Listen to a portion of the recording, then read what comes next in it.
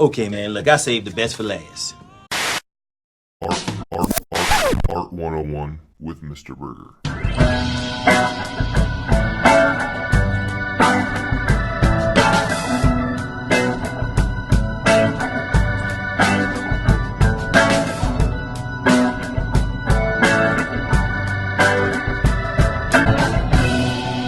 Hey friends, welcome back to Art 101 with me, Mr. Burgher, and the last episode of Art 101 of the decade.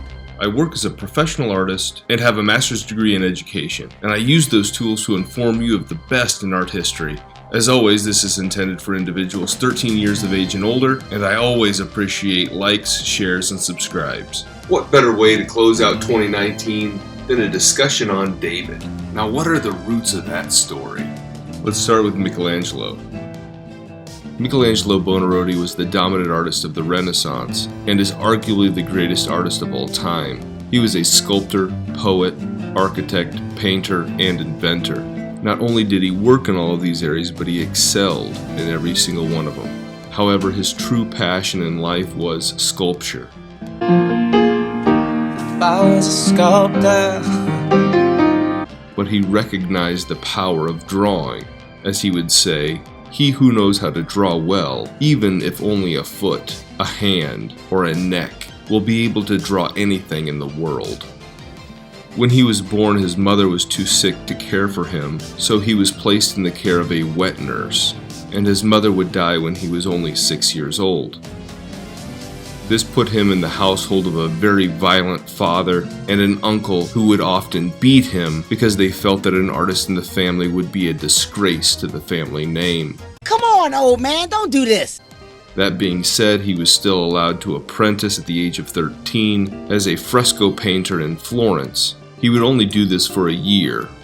From there, he would study at the Lorenzo de' Medici Art Academy under Giovanni, who was a student of the renowned sculptor Donatello Bardi. He would return home and receive special permission from the church to be able to dissect cadavers.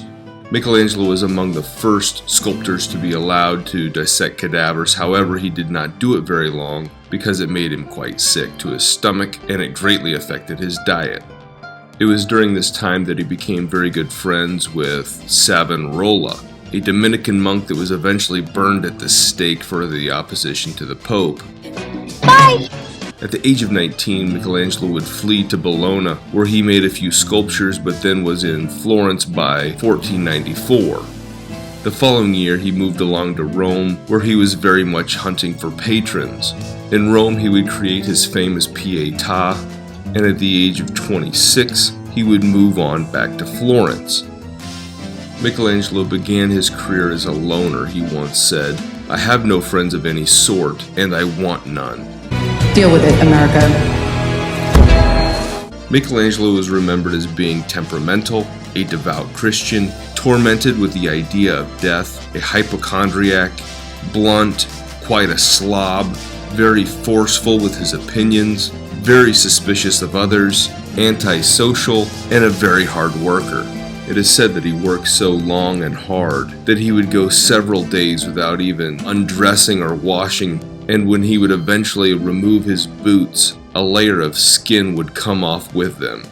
I hate being with you. I hate looking at you. And if I had my way, I would never see you again. It's 'cause you're mad. He had notoriously bad hygiene during a time when washing yourself for the average person was weekly.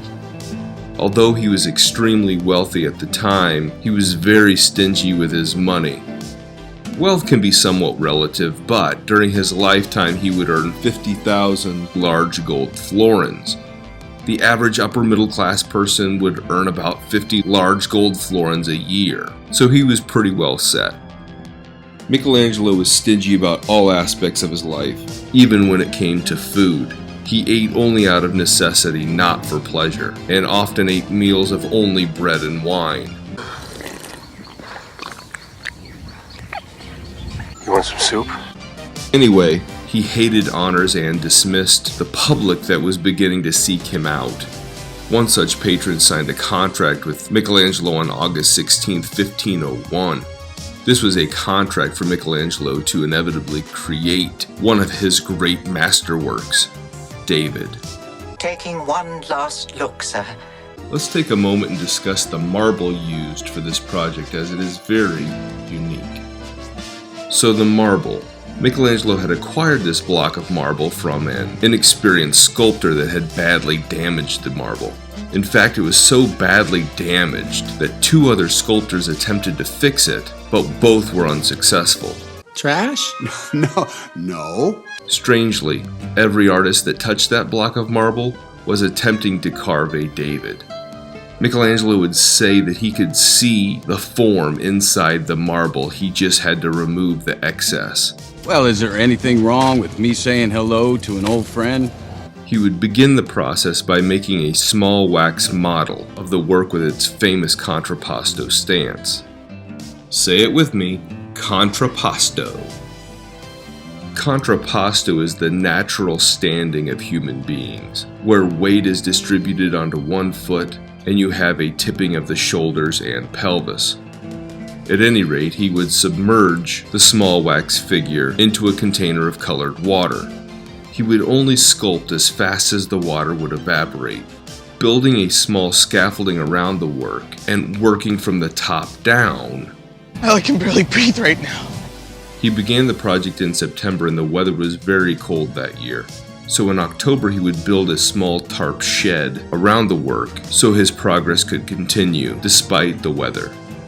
The 17-foot tall sculpture was finished on September the 8th, 1504. It was put on display in the plaza in Florence, Italy. I've changed your life for the better. My work here is done. Now let's take a look at the damage inflicted upon David. There are a few interesting damages to this, and they start in 1512 when the sculpture was hit by lightning.